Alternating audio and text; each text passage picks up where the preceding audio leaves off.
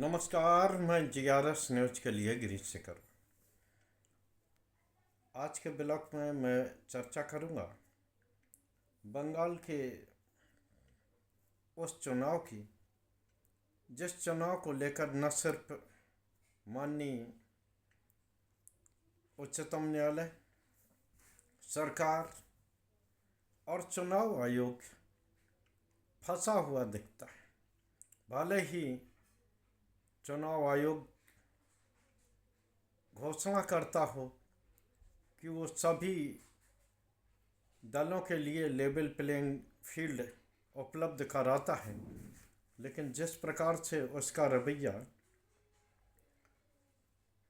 बिहार में देखा गया,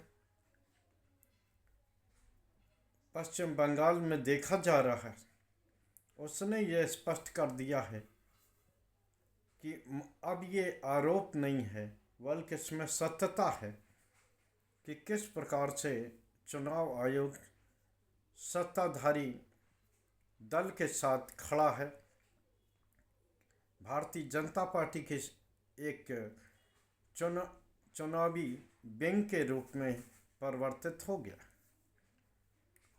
निश्चित तौर पर जिस प्रकार का रवैया मुख्य चुनाव आयुक्त ज्ञानेश कुमार का कल देखा गया, जिसमें कि उन्होंने TMC सांसदों को अपने ऑफिस से जाने के लिए कह दिया, वो ये दर्शाने को काफ़ी है कि निश्चित तौर पर चुनाव आयोग का रवैया पश्चिम बंगाल को लेकर भले ही कोई कुछ दावा करे, लेकिन निरपेक्ष तो कैसे ही नहीं। कल TMC सांसदों के एक प्रतिनिधि मंडल के साथ चुनाव आयुक्तों की एक बैठक हुई थी।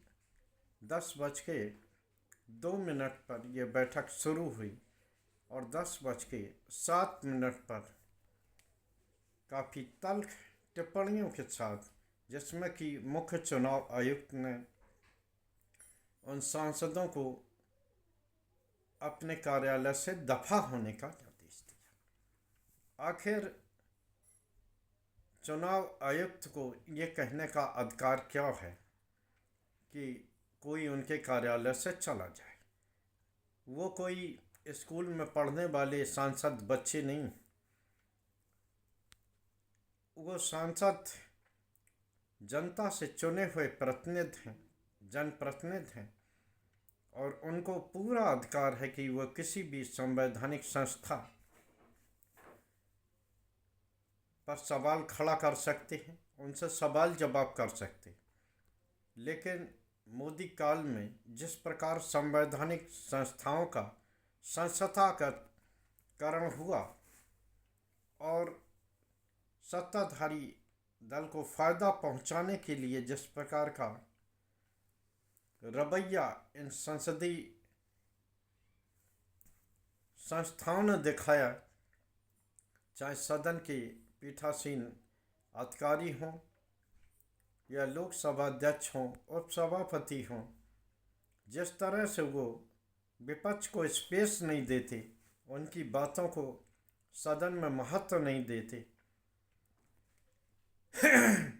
यहाँ तक कि माननीय उच्चतम न्यायालय पर भी बंगाल SIR के दौरान विभिन्न सुनवाई में जिस प्रकार मुख्य न्यायाधीश फालतू के मुकदमे को सो मोटो एक्शन ले लेते हैं, लेकिन जो ज़रूरी मुद्दे हैं जिन पर कि देश की दशा और दिशा तय होती है, उस पर समय न होने का हवाला देते हैं।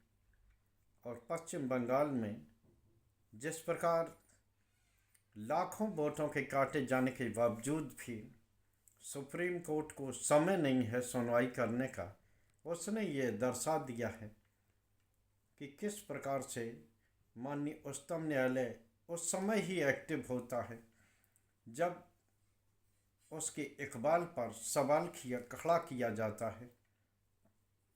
जैसे कि सरकार जब न्यायाधीशों को खुद चुनना चाहती थी, तो किस प्रकार से माननीय उच्चतम न्यायालय अपने अधिकारों की रक्षा के लिए खड़ा हो गया। जनता के अधिकार जाते रहें, उसे उससे कोई संबंध नहीं है। भले ही उन जनता के टैक्स पेयरों के पैसे से ही इन माननीय न्यायाधीशों को पेंशन मिलती हो, लेकिन उन्हें इसकी कोई परवाह नहीं। सुप्रीम कोर्ट तभी एक्टिव होगा जबकि बात उनके अधिकारों पर आ जाएगी, माननीय न्यायाधीशों के अधिकारों पर आ जाएगी। जिस प्रकार से सदन के पीठासीन अधिकारी से लेकर चुनाव आयोग जैसी निरपेक्ष संस्थाएं मनमाना आचरण करेंगी,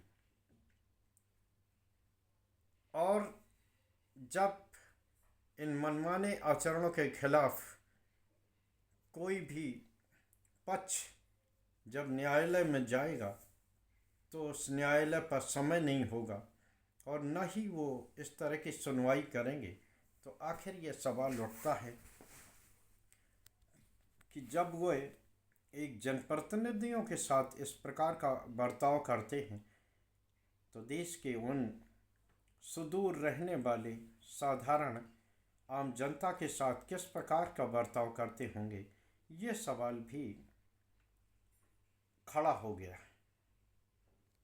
क्या होना है और क्या नहीं होना है वो देखने वाली बात होगी, लेकिन जिस प्रकार से मुख्य चुनाव आयुक्त ने जनप्रतिनिधियों के साथ ऐसा व्यवहार किया, उन्हें अपना कार्यालय छोड़ने की एक तरह से धमकी सी दी, निश्चित तौर पर यह दर्शाने को काफ़ी है कि सत्ताधारी दल यानी कि मोदी सरकार ने किस प्रकार से नौकरशाही को बेलगाम और छुट्टा कर दिया है।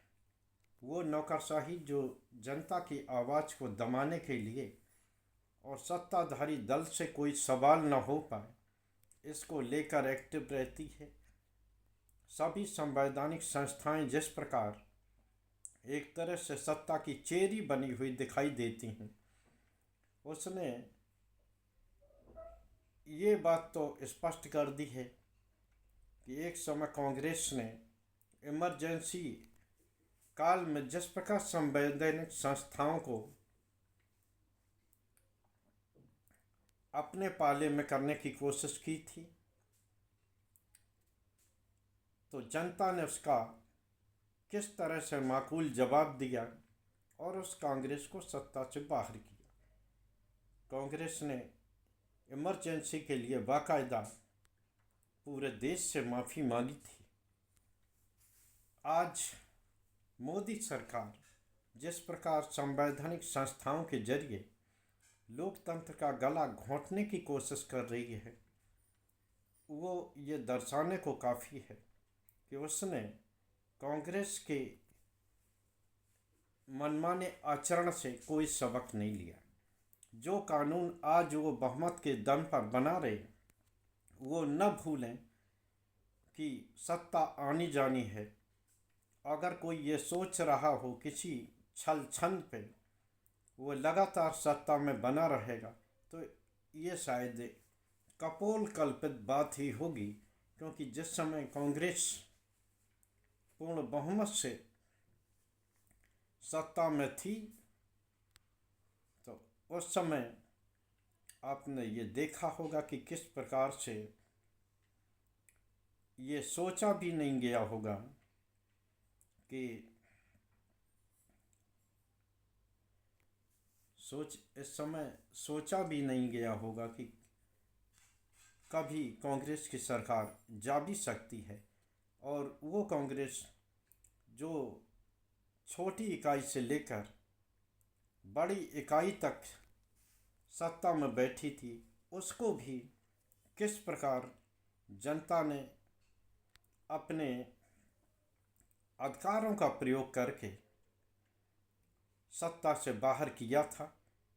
तो जो कानून सत्ता में बनाए रखने के लिए सत्ताधारी दल बना रहा है वो न भूले कि कभी यही कानून उसके लिए गले की फांस बनेंगे और उनको बड़ी मुश्किल होगी और हो सकता है इन्हीं कानूनों को रद्द कराने के लिए भारतीय जनता पार्टी को सड़कों पर उतरना पड़े। आज के ब्लॉग में बस इतना ही। जय हिंद, जय भारत। कल फिर किसी नए मुद्दे पर आपके साथ जुड़ने की कोशिश करूँगा। जय हिंद।